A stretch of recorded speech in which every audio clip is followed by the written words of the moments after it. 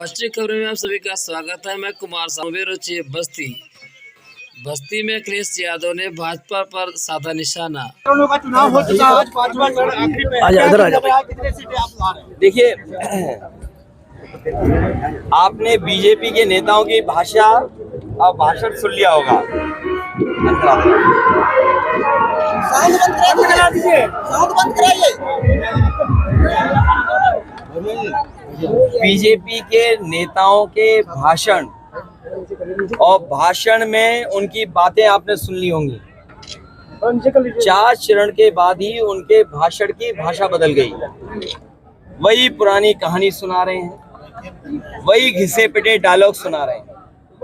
ये इस बार जनता इनको सुनने के लिए तैयार नहीं है।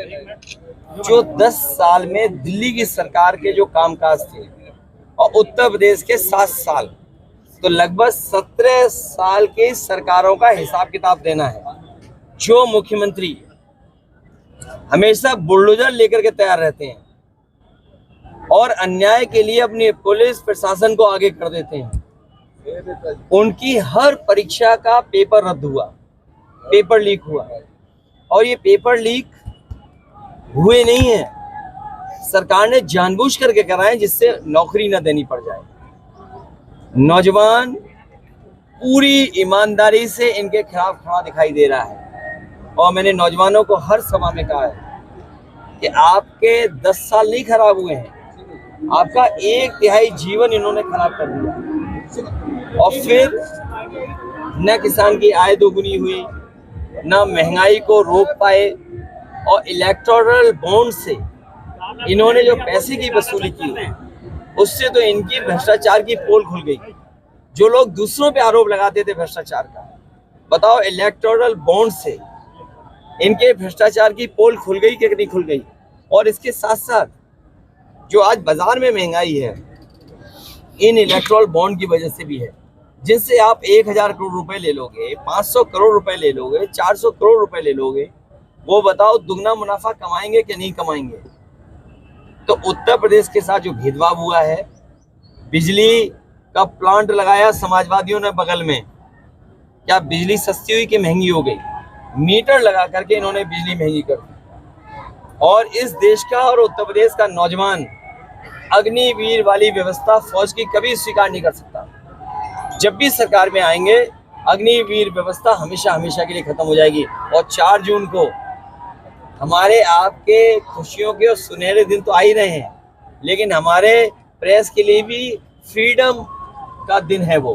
सर क्या लगता है कि जहां प्रधानमंत्री जब भी मंच पे जाते हैं सिर्फ और सिर्फ अखिलेश यादव उनके जुबान पे रहते हैं, क्या लगता है, क्या दिख रहा है इनको? देखिए, जो ये लोकतंत्र का और 2024 का ऐसा चुनाव है जो जनता खुद लड़ रही है, और जनता को ये लगता है कि उनका संविधान खतरे में है।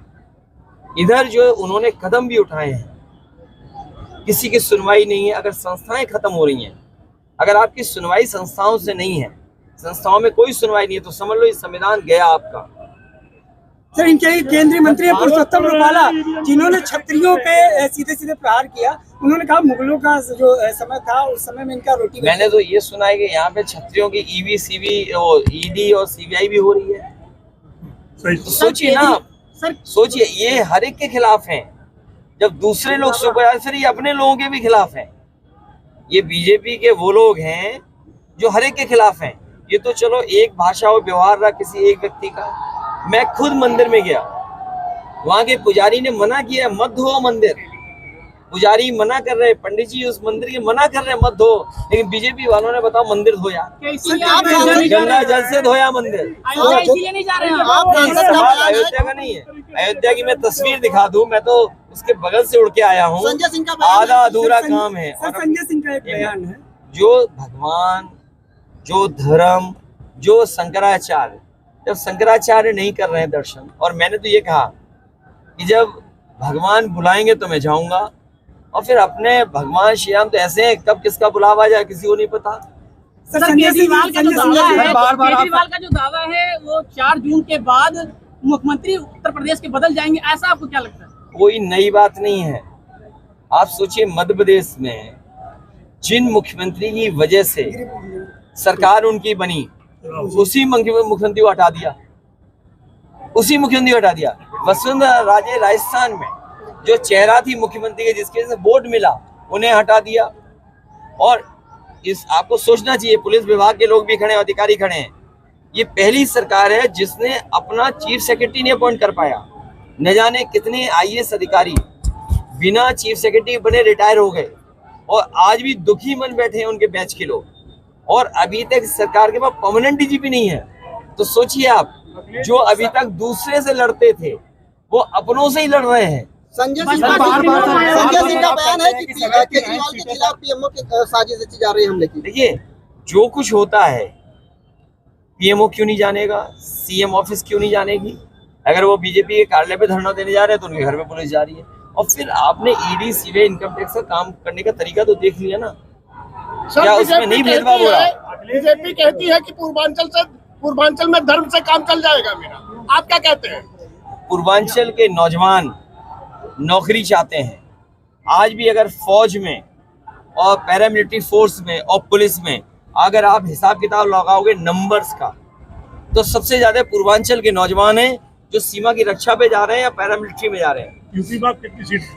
हम लोग तो जगह जगह जाते हैं, जैसे एयरपोर्ट है या और जगह जो मिलते हैं, सिक्योरिटी मॉल है, वो सब यूपी के लोग हैं।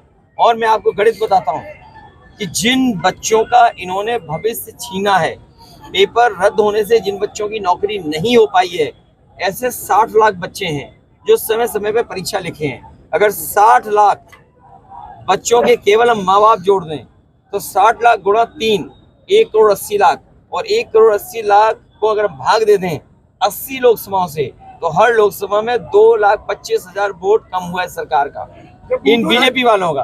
और हमारे आपके वरिष्ठ एक पत्रकार पूछ रहे हैं, 5 चरण का चुनाव हो गया, ये यूपी 80 हराओ संविधान बचाओ, 80 हराओ लोकतंत्र बचाओ। क्या कह रहे हैं योगी जी? कह रहे हैं 400 पार करो।